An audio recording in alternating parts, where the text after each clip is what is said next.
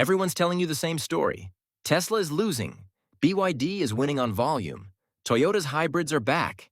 That story is wrong because nobody's asking why EVs actually stalled in the first place. It wasn't demand. It was physics. Charging that throttles at 70%. Range that drops a third in freezing weather.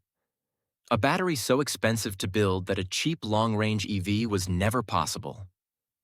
Tesla just spent years quietly demolishing that wall, not with a miracle chemistry, but by rebuilding how the cell itself gets made.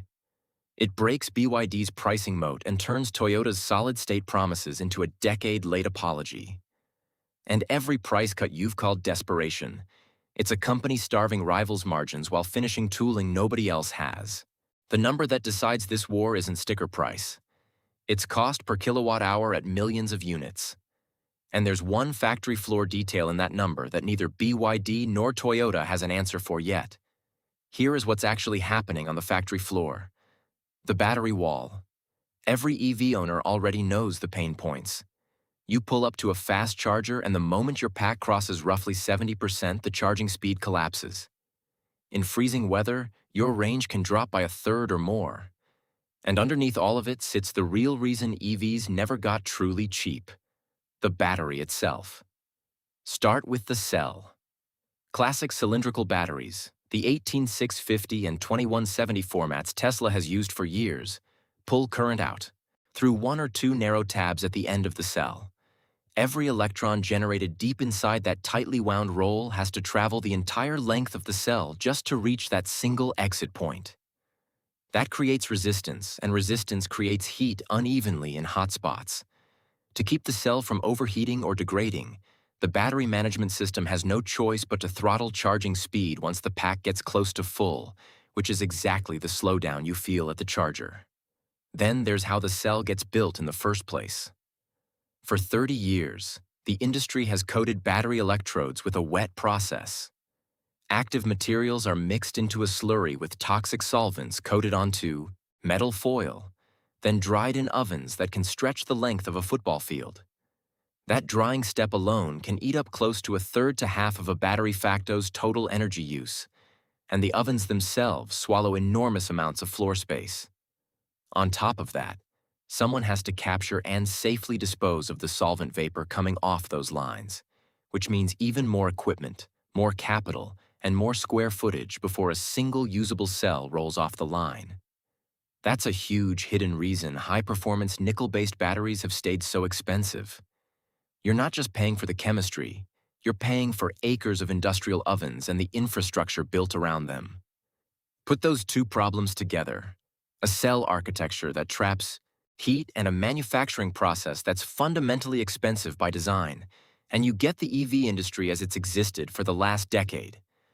Batteries that are either cheap and limited or powerful and pricey with almost nothing in between.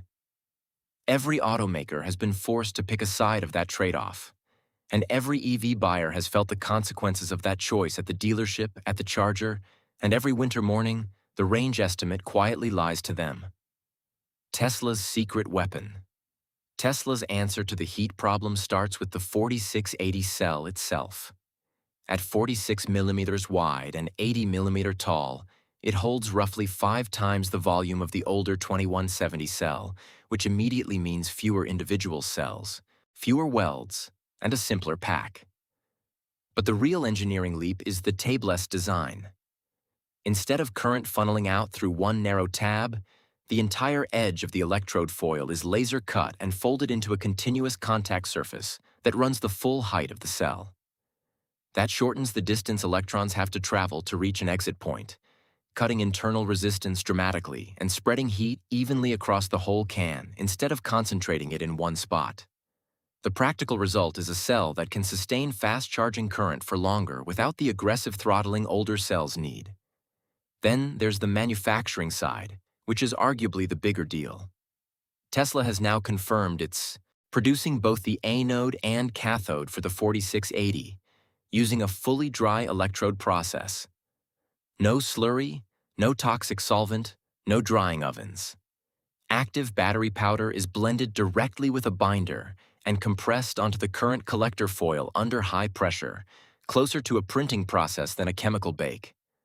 Reported figures on this vary by source, but the pattern is consistent. Energy use down somewhere in the ballpark of 40 to 50% and factory floor space cut by as much as half, sometimes more, once the process is fully scaled.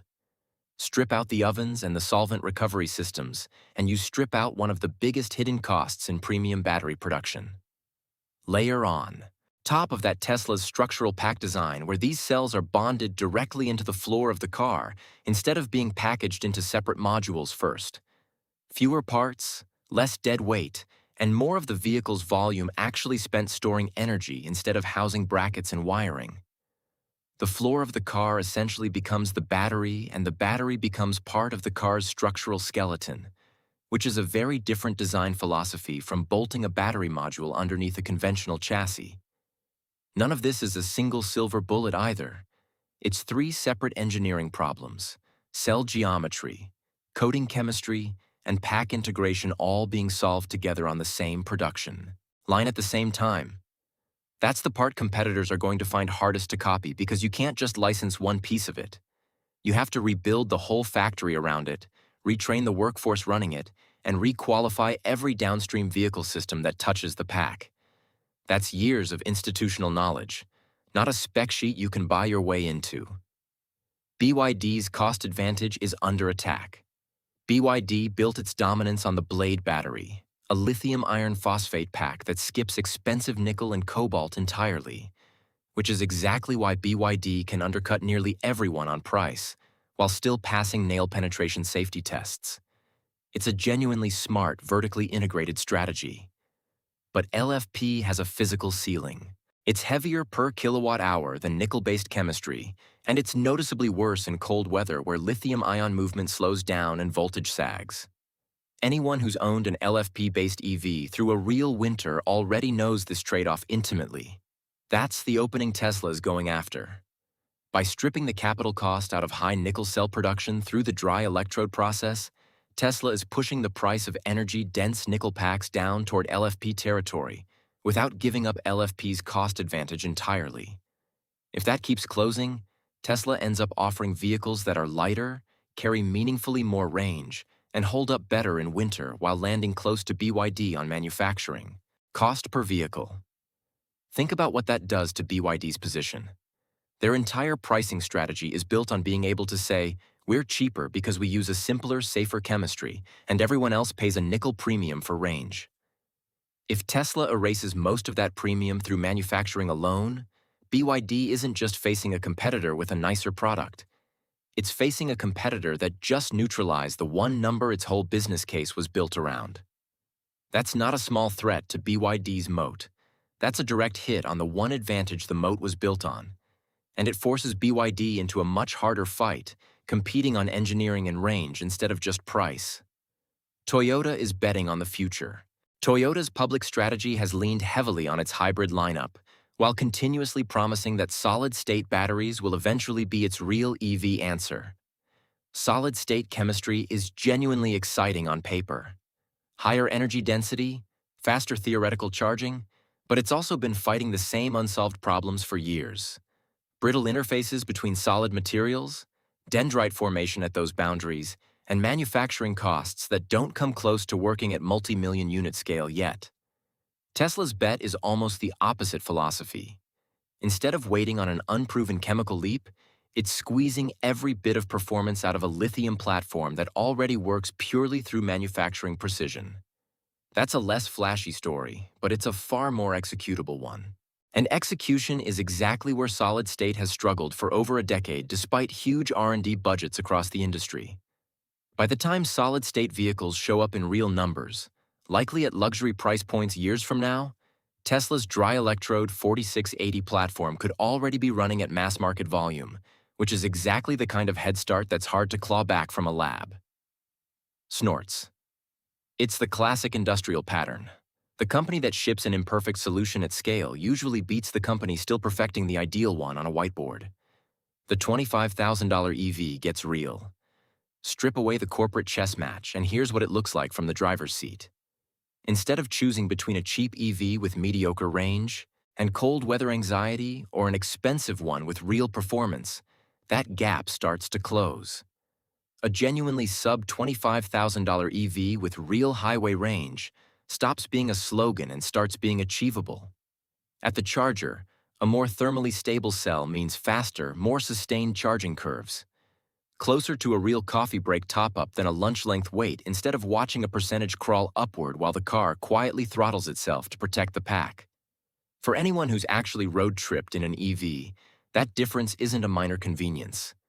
It's the entire experience of the trip. And because these cells run cooler and more evenly, they degrade more slowly over thousands of cycles, which matters twice. Once for your resale value, since buyers are far less nervous about a pack that hasn't been cooked by heat cycling. And again, after the car's life is over, when a healthy pack still has enough capacity left for stationary storage use sitting in a garage or a grid storage unit instead of a landfill. That's the kind of shift that quietly flips the old EV depreciation story on its head, from this pack as a depreciating liability to this pack still has a second career. Can Tesla actually scale it? None of this is guaranteed to play out cleanly. The real fight now isn't in a lab or on a stage. It's about whether Tesla can run high-speed dry electrode production at scale without high scrap rates across multiple gigafactories at once. That's a manufacturing yield problem. And yield problems are brutal and unglamorous. This gets decided on the factory line, not in a headline. So don't watch the hype. Watch the weekly production numbers as Tesla scales 4680 output through the rest of this year. Those disclosures, not press conferences, are where you'll actually see whether this breakthrough survives contact with mass production. If you want to keep tracking this fight as it plays out, hit subscribe. Tell me where you land in the comments, because I'm genuinely split on this one. If you want the next piece of this story, I'm breaking down exactly how BYD is trying to respond, and whether their next-generation chemistry can actually close this gap before Tesla scales past them. See you in the next one.